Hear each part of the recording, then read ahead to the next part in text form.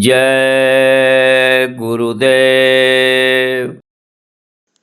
परम पुरुष गुरुदेव जी, जय गुरुदेव नाम।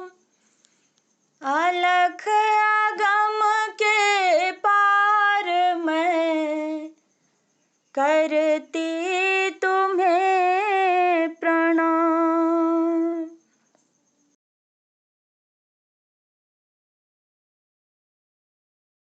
मन तू भजन नहीं यदि करी हो, मन तू भजन नहीं यदि करी हो, मन तू भजन नहीं यदि करी हो, मन तू भजन नहीं यदि करी हो, तो बिन भजन भव सागर में, तो बिन भजन भव सागर में, डूब डूब के मरी हो, डूब डूब के मरी हो, मन तू भजन नहीं यदि करियो, मन तू भजन नहीं यदि करी हो, बहु दुख भोगी मनुज तन पायो, बहु दुख भोगी मनुज तन पायो, फिरे 84 फिरी हो, फिर 84 फिरी हो, मन तू भजन नहीं यदि करी हो, मन तू भजन नहीं यदि करी हो, कुछ बन गया पाप यदि तन से, कुछ बन गया पाप यदि तन से, नरक कुंड में परी हो, नरक कुंड में परी हो, मन तू भजन नहीं यदि करी हो, मन तू भजन नहीं यदि करी हो, यम के दूत वहाँ दुख दई हैं, यम के दूत वहाँ दुख दई हैं, बर बस जरी हो मरी हो, बर बस जरी हो मरी हो, मन तू भजन नहीं यदि करियो, मन तू भजन नहीं यदि करी हो, दारा सुत हित काम नाई है, दारा सुत हित काम नाई है, माय बाप गोहरई हो, माई बाप गोहरई हो, मन तू भजन नहीं यदि करी हो, मन तू भजन नहीं यदि करी हो, दारुण दुख आ लागे बहु प्यारे। दारुण दुख आगे बहु प्यारे। भव सागर कस तरी हो। भव सागर कस तरी हो। मन तू भजन नहीं यदि करी हो। मन तू भजन नहीं यदि करी हो। रक्षक कौन तुम्हारा होगा। रक्षक कौन तुम्हारा होगा। गुरु का पंथ न धरी हो। गुरु का पंथ न धरी हो। मन तू भजन नहीं यदि करी हो। मन तू भजन नहीं यदि करी हो। अब तक खोज किया नहीं सतगुरु। अब तक खोज किया नहीं सतगुरु। फिर पीछे पछतई हो। फिर पीछे पछतई हो। मन तू भजन नहीं यदि करी हो। मन तू भजन नहीं यदि करी हो। जय गुरुदेव कहीं फिर दुख में। जय गुरुदेव कहे फिर दुख में। किन की ओर निहरी हो। किन की ओर निहरी हो। मन तू भजन नहीं यदि करी हो। मन तू भजन नहीं यदि करी हो। जय गुरुदेव। जय गुरुदेव।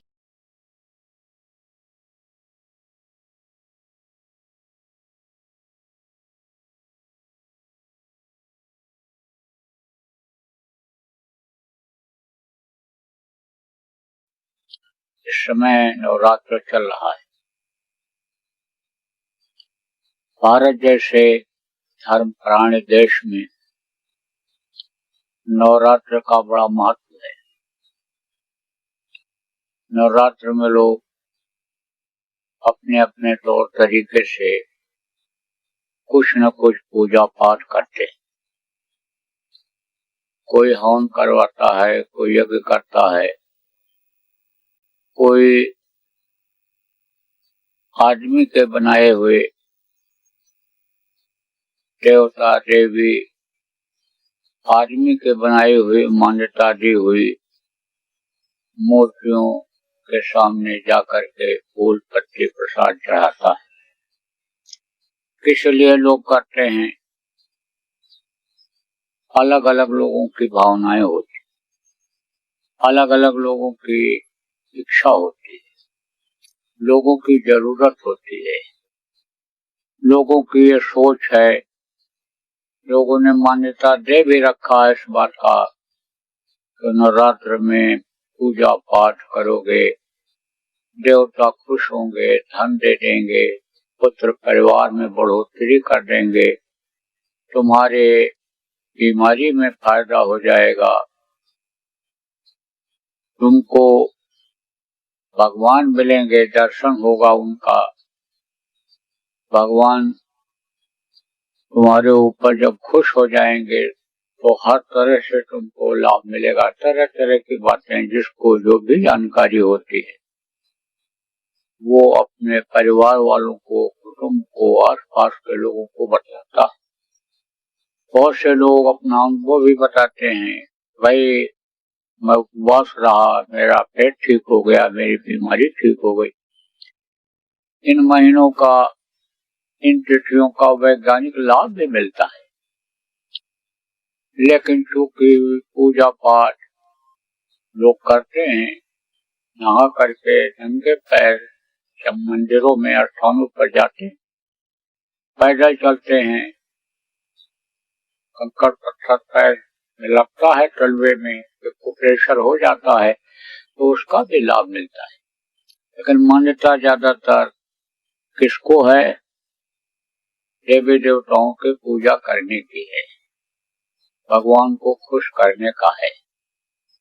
लेकिन देखो, जिस तरह से फायदा होना चाहिए उस तरह से फायदा नहीं होता है। दौड़ दौड़ तो लोग करते हैं, मेहनत तो करते हैं, लेकिन जो लाभ मिलना चाहिए मिलता नहीं। कारण क्या है? कारण यह है कि भटकाव में समय निकल जाता है। अगर वही समय बचा करके और इस मानव मंदिर में इन चीजों को खोजा जाए, सुख को, शांति को और इन दुनिया की चीजों को अगर खोजा जाए, तो इसी के अंदर खजाना भरा हुआ है। सब कुछ इसी मनुष्य मंदिर के अंदर में ही है।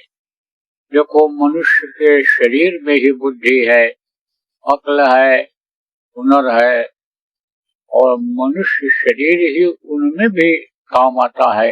कहीं आने जाने में, पूजा पाठ करना हो, चाहे मेहनत का काम करना हो, तो सब कुछ इसी शरीर में ही है।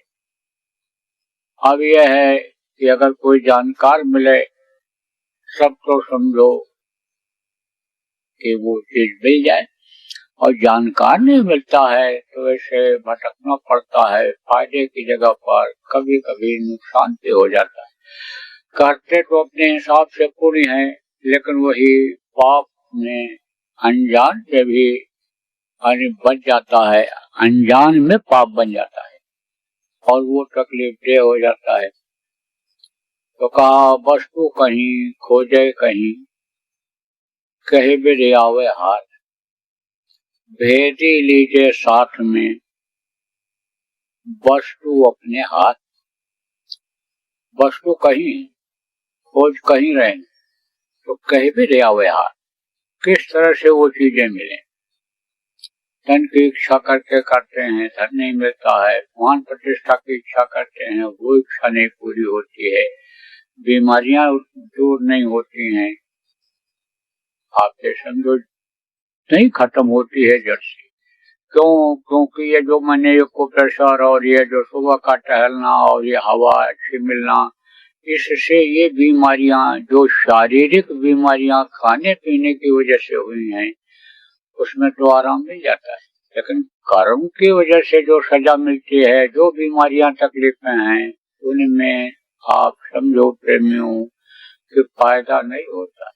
तो उसका कारण यही है कि वस्तु कहीं खोजे और कहीं भी ले आवे हाथ। वस्तु तो कहीं है और खोज कहीं रहे हो, तो कैसे हाथ आए, कैसे ये चीज मिलेगी? एक था जमींदार, काफी जमीन जायदाद थी, रुपया पैसा आते समझो भी बहुत था। एक ही लड़का था, तो उसने सोचा कि लड़का तो हमारी तरह से मेहनत कर नहीं पा रहा, मेहनती तो है नहीं, और मेहनत नहीं करेगा तो ये संभाल नहीं पाएगा, कामयाब नहीं होगा जमीन जायदाद को बढ़ाने में या जितना है उतना रोक पाने में। इसलिए इसके लिए कुछ धन रख देना चाहिए। मान लो कोई स्थिति ऐसी आ जाए कि इसके बाद धन की कमी हो जाए, तो उस समय पर यह धन को निकाल देगा और रख लिया जाए। रख लिया, रखने के बाद यानी समझो कि एक ताम्र पत्र लिखा।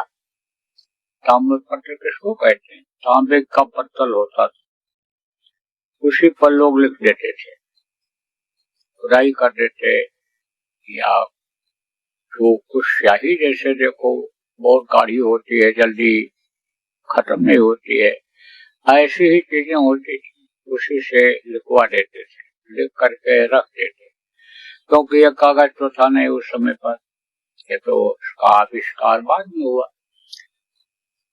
ताम्र पत्र पर उसने लिख कर दिया, कर विचार बज चार ही, नैनन निरख निहार, शिवालय के शिखर पर माल कड़ो है सार। वहीं पर एक शिवालय था, मंदिर था, तो आप ये समझो कि उसी के आधार पर उसने लिखा और लड़के को भी बताया, कहा देख मंदिर है, ये तुमको धन दे देगा, तुझको इससे धन मिलेगा, और यह है ताम्र पत्र, और तेरी हालत कभी खराब हो तो तू धन को निकाल लेना। बोला ठीक है, रख लिया। कुछ दिन के बाद जैसे दुनिया का नियम है संसार का कि जो आता है उसको दुनिया छोड़ करके जाना पड़ता है, इस मृत्युलोक को खाली करना पड़ता है, काल के देश से समझो निकलना पड़ता है, काया कुटी खाली करना पड़ेगा, इस काया कुटी को खाली करना पड़ता है। तो समय आ गया, सांसों की पूंजी खत्म हो गई, सांसों की पूंजी की ही कीमत होती है। और देखो प्रेमियों, सांस की पूंजी ये मिली, किस लिए मिली? भजन के लिए मिली, आत्मा के कल्याण के लिए मिली। और देखो लोग इन सांसों की पूंजी को कैसे कैसे कहाँ खर्च कर दे।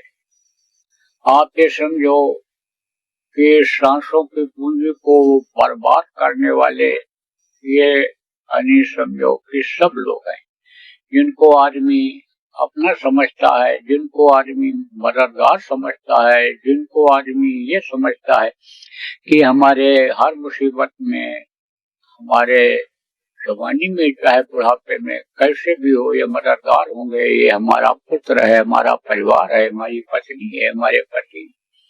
यह सब लोग क्या करते हैं? ये सब लोग जो दुश्मन काम करते हैं वही काम करते हैं। दुश्मन क्या काम करता है?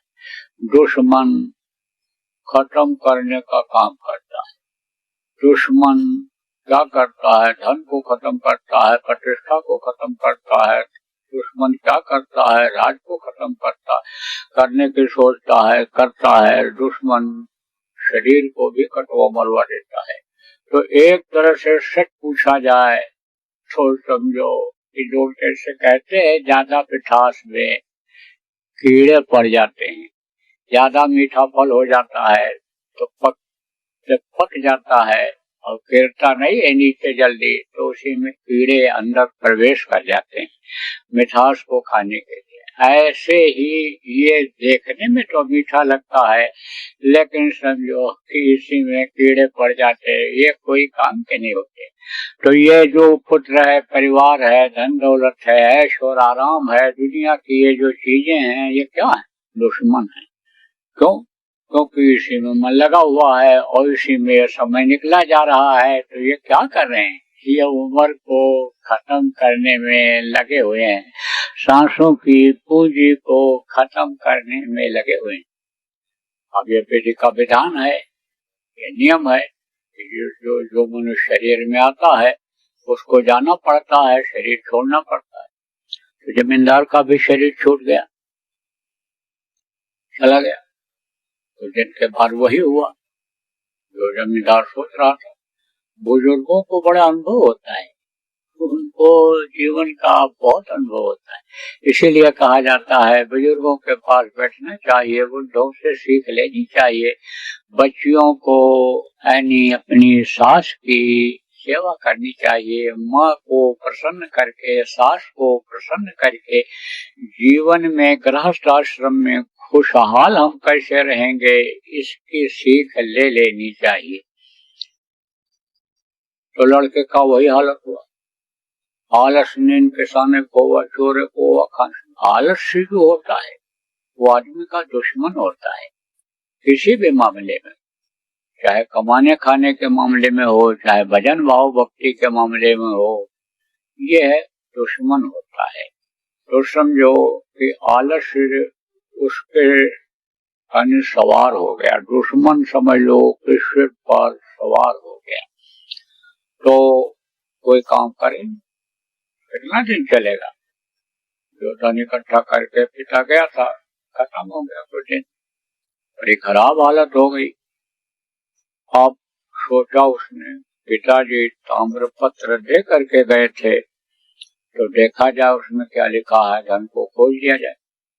तो उसमें लिखा था, कर विचार बचारे और नैनन निरख निहार, और शिव वाले के शिखर पर माल गड़ो है साथ। तो उसने कहा कि भाई नैन से देखो, आंख से देखो। उसने क्या अर्थ लगाया? देखो यह धार्मिक किताबें हैं, ये जो संतों ने लिखा है ये सब आध्यात्मिक दृष्टिकोण से लिखा है, लेकिन भौतिक विद्या वाले, भौतिक ज्ञान वाले, भौतिकता में अकल लगाने वाले इन्हीं किताबों को, इन्हीं चौपाइयों को, इन्हीं श्लोकों को समझ नहीं पाते हैं और अर्थ का अनर्थ कर देते हैं।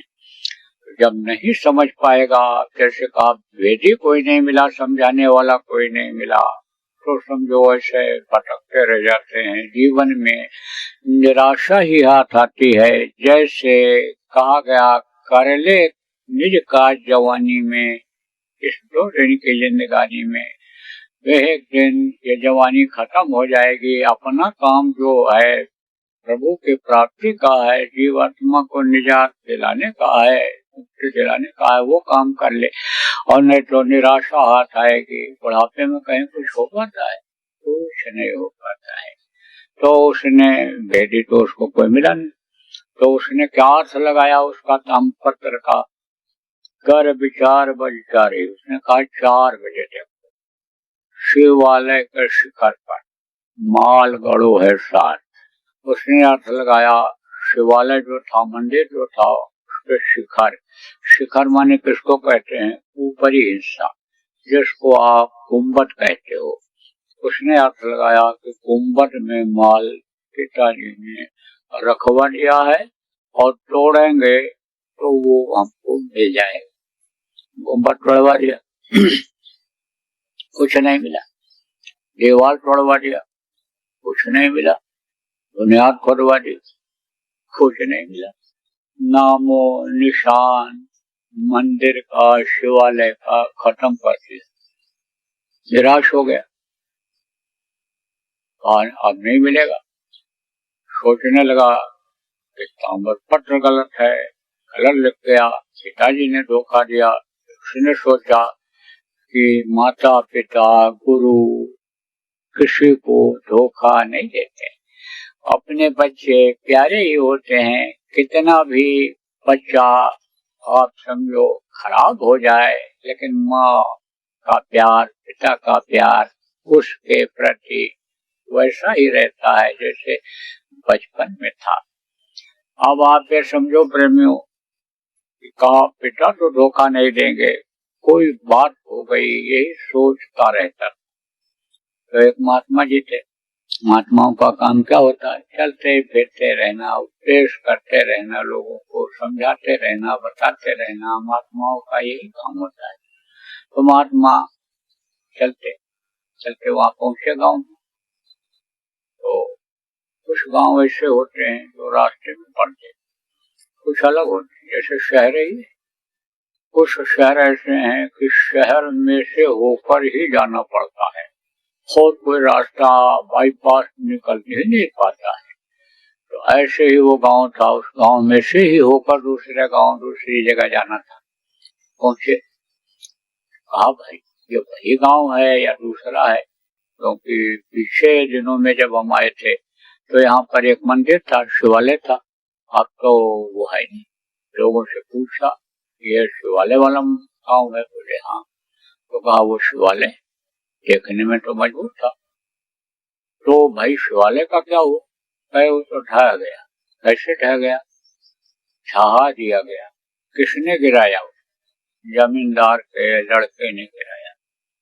तो धन के लालच में, अरे धन के लालच में तो लोग मंदिर बनवाते हैं, मस्जिद बनवाते हैं, गिरजाघर बनवाते हैं, पूजा पाठ कराते हैं, अच्छा काम कराते हैं, अनुष्ठान कराते हैं, सत्संग कराते हैं, आयोजन कराते हैं धार्मिक लोगों का, अच्छी बातें सुनवाते हैं।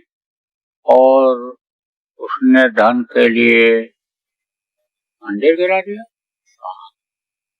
कहा कि बुलाओ, पूछते गया, पूछा भाई तुमने शिवालय क्यों गिरा दिया? बोला हाथ जोड़ करके महाराज धन के लालच, आर्थिक स्थिति बहुत बिगड़ गई थी, खराब हालत हो गई थी, इसलिए धन की खोज।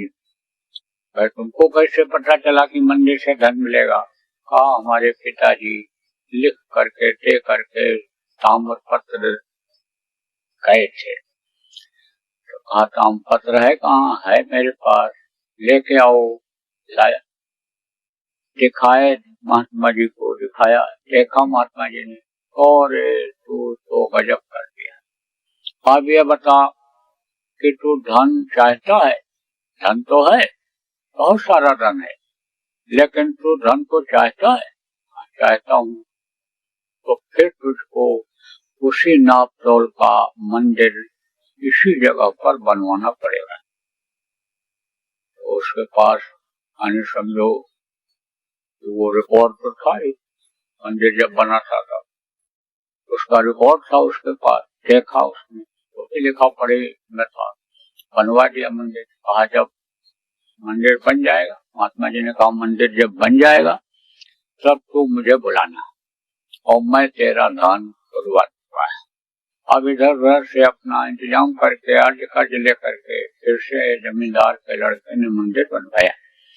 और जब बनकर तैयार हो गया, महात्मा जी को बुलवाया, लेवाने गया, लेने गया। महात्मा जी जब आए तब बोले देख शाम को जब 4 बजेगा तब धन बुलवाएंगे। शाम को जब 4 बजा और देखा गुम्बद की परछाई जहाँ पड़ रही थी, बताया इस जगह पर खुदाई करो और यहाँ पर तुमको मिलेगा धन। और जब वहाँ खुदाई किया खजाना मिला, बहुत सारा धन मिल गया उसको। ऐसे ऐसे हीरे मोती मिल गए, ऐसी कीमती चीज मिल गई कि इन सिक्कों की, रुपयों की कोई कीमत नहीं रह गई। तांबा पीतल चांदी की कोई कीमत उसके सामने, उन हीरों के सामने, मोती के सामने कुछ भी नहीं रह गई। सोने की भी कीमत कुछ भी नहीं रह गई। आप समझो जिस चीज को वो समझता था कि सबसे कीमती चीज सोना ही होता है, आप समझो उससे भी कीमती चीज उसको मिल गई। तो जब खुदवा दिया और धन उसको मिल गया, तब समझो उसके समझ में आया कि भेजी लीजिए साथ, भेजी लीजिए साथ में और वस्तु आवे हाथ। जब तक जानकार नहीं मिलता है, जानकार जब मिल गया तो धन खुदवा लिया। जब तक जानकार नहीं मिलता है तब तक कुछ भी हो क्या पता है।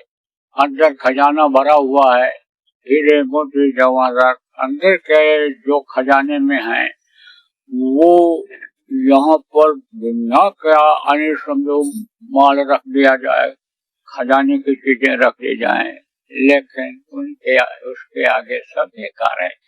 लेकिन इसके लिए कौन चाहिए? भेद ही चाहिए। ऐसे ही अंदर के भेद को, अंतर में खजाना कहाँ है, अंतर में सुख कहाँ है, अंतर में शांति कहाँ है, ये जो आदमी दौड़ता रहता है इसकी दौड़ अन्य समझो कब कम होगी। इसका भेदी कौन होता है? इसका भेदी गुरु होते हैं, जो हमेशा इस धरती पर रहते हैं, मनुष्य शरीर में ही रहते हैं, मनुष्य शरीर में ही चल फिर करके लोगों को बताते हैं, समझाते हैं, दुखों को दूर करके मालिक को याद कराते हैं, मालिक से मिलने का, अंदर में देवी देवताओं के दर्शन करने का रास्ता बताते हैं।